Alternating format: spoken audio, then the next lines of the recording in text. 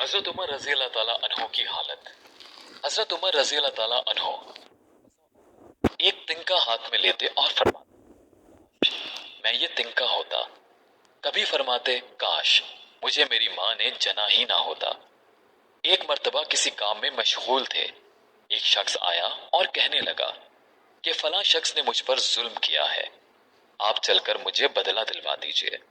आप रजी अल्लाह ताला अन्हो ने उसके एक दुर्रा मार दिया कि जब मैं इस काम के लिए बैठता हूँ उस वक्त तो आते नहीं, जब मैं दूसरे कामों में मशगूल हो जाता हूँ तो आकर कहते हैं कि बदला दिलवा।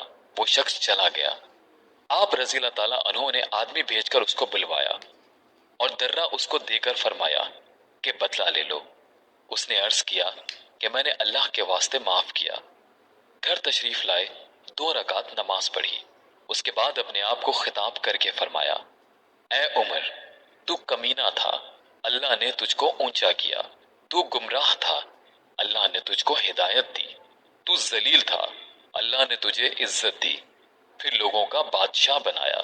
अब एक शख्स आकर कहता है कि मुझे जुल्म का बदला दिलवा दे, तो तू उसको मारता है। कल को कयामत के दिन अपने रब को क्या जवाब देगा? बड़ी देर तक इस तरह अपने आप को मलामत करते रहे। आप रज़ी अल्लाह ताला अन्हो के गुलाम हजरत असलम रज़ी अल्लाह ताला अन्हो कहते हैं कि मैं एक मर्तबा हजरत उमर रज़ी अल्लाह ताला अन्हो के साथ हर्रा की तरफ जा रहा था। एक जगह आग जलती हुई जंगल में नजर आई। हजरत उमर रज़ी अल्लाह ताला अन्हो ने फरमाया कि शायद ये कोई काफिला है जो रात हो जाने की वजह से शहर में नहीं गया, बाहर ही ठहर गया। चलो इसकी खैर खबर लें, रात को हिफाजत का इंतजाम करें।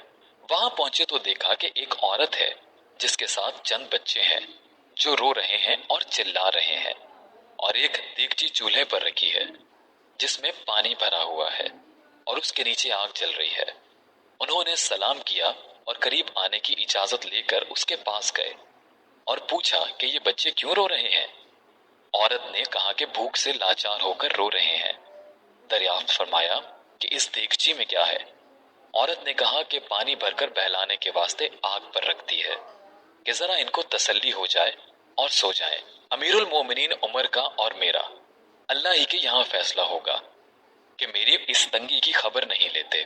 हजरत उमर रजी अल्लाह ताला अन्हो रोने लगे और फरमाया कि अल्लाह तुझ पर रहम करे, भला उमर को तेरे हाल की क्या खबर है। कहने लगी कि वो हमारे अमीर बने हैं और हमारे हाल की खबर भी नहीं रखते। असलम रजी अल्लाह ताला अन्हो कहते हैं कि हजरत उमर रजी अल्लाह ताला अन्हो मुझे साथ लेकर वापस हुए और एक बोरी में बैतुल माल में से कुछ आटा और खजूरें और चर्बी और कुछ कपड़े और कुछ दिरहम लिए। गर्ज इस बोरी को खूब भर लिया और फरमाया कि ये मेरी कमर पर रख दे। मैंने अर्ज किया कि मैं ले चलूं। आप रज़ी अल्लाह ताला अन्हो ने फरमाया, नहीं, मेरी कमर पर रख दे।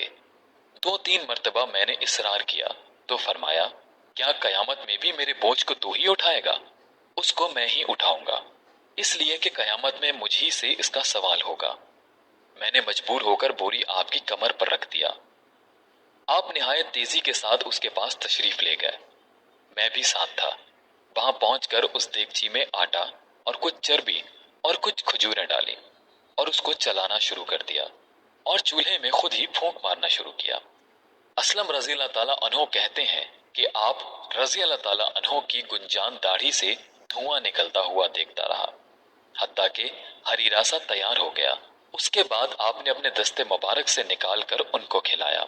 वो सैर होकर खूब हंसी खेल में मशगूल हो गए और जो बच्चा था वो दूसरे वक्त के वास्ते उनके हवाले कर दिया।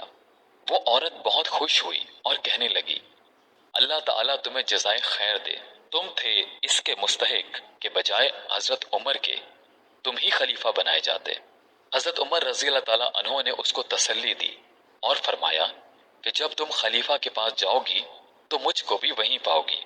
हजरत उमर रजी अल्लाह ताला अन्हो उसके करीब ही जरा हटकर जमीन पर बैठ गए और थोड़ी देर बैठने के बाद चले आए और फरमाया कि मैं इसलिए बैठा था कि मैंने उनको रोते हुए देखा था।